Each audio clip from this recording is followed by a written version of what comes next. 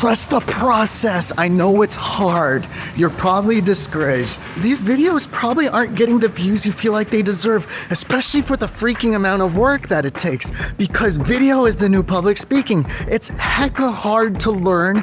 It feels awkward as all get out to figure out. Almost nobody's born with the gift, but here is the thing. There is an upside. There's a massive upside. When you get this right, just like public speaking, it's a little hinge that opens big doors.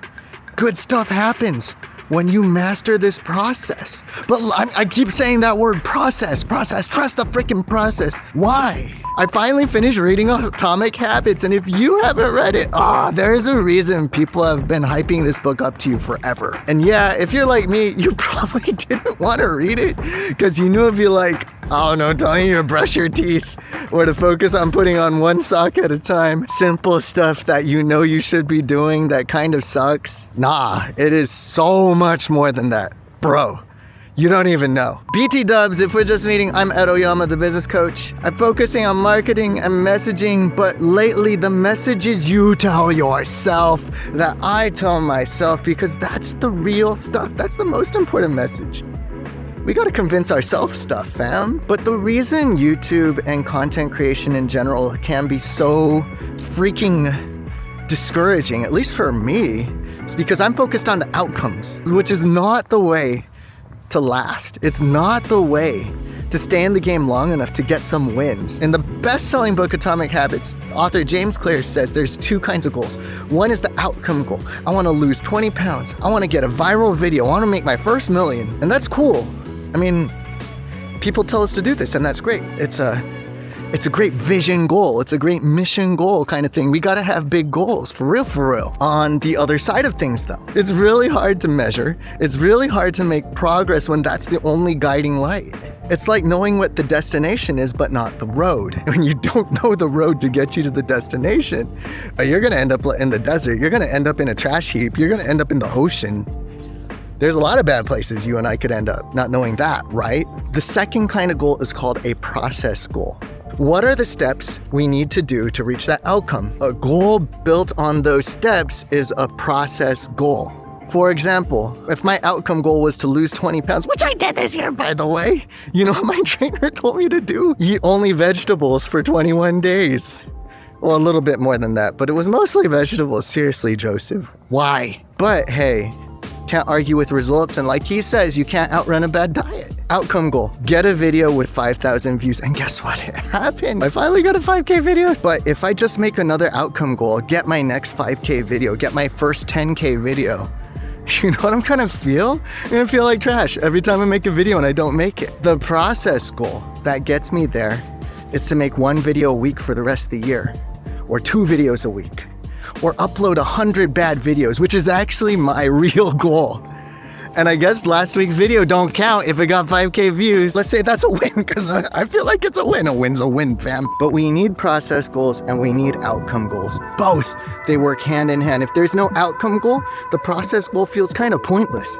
And if there's an outcome goal but no process goal, it feels very impossible and very discouraging. You need a destination and you need a map. And let me share 3 quick takeaways. Real quick in the comments, what's your goals? I don't care if they're process or outcome, but just what you got.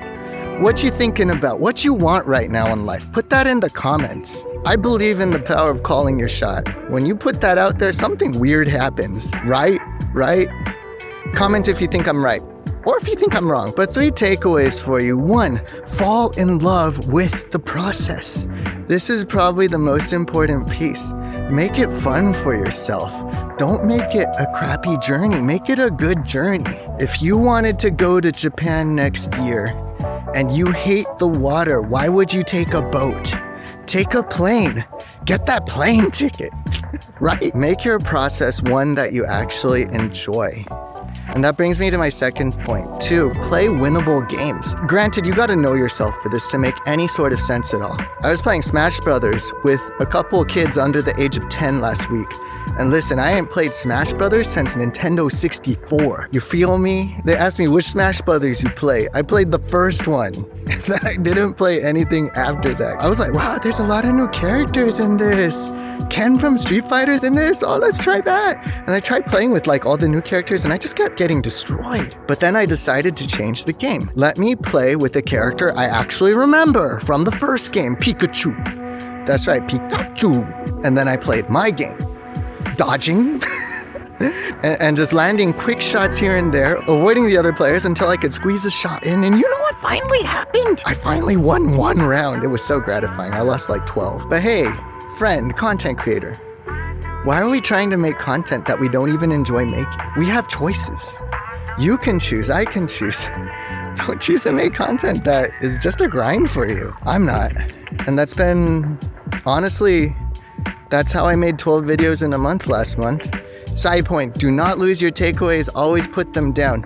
A great place to put them is the comments. No, I'm not lying. I'm not just saying that to get more comments, but because when you do it publicly, it's like calling your shots publicly, calling your goals out publicly. Even if no one's gonna hold it to you, it makes you think a little different. Dude, people gonna see this. But what's your takeaway? Put it in the comments.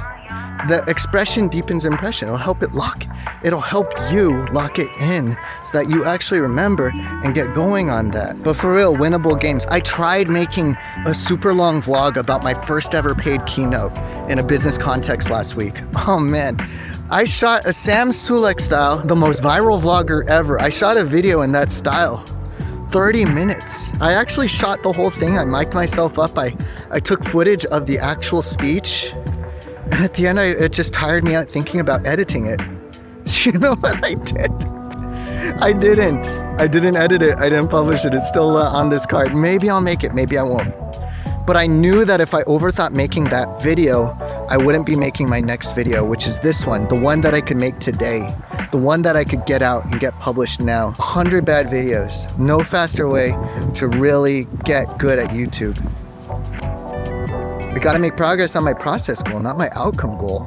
Even though that one could have been the one. But my third point is stack the odds in your favor. Stack the odds in your favor. How can you set up your environment and your tools and everything around you to maximize your chances of winning? My iPhone 14, I bought it because it's a great camera. Real talk. But I bet on myself and I put $669 before tax into this new camera because I knew after shooting a few videos in this style, I needed a tool that could help me make this kind of video faster because I had a gut feeling about it. This was gonna be what launches this channel. I got a lot of nice comments about my camera and how crispy it is and how great these colors are. This camera has been a massive game changer, not gonna lie. I made a video about it right here. So check that out. I'm gonna go get my 10,000 steps and I'll see you in the next video.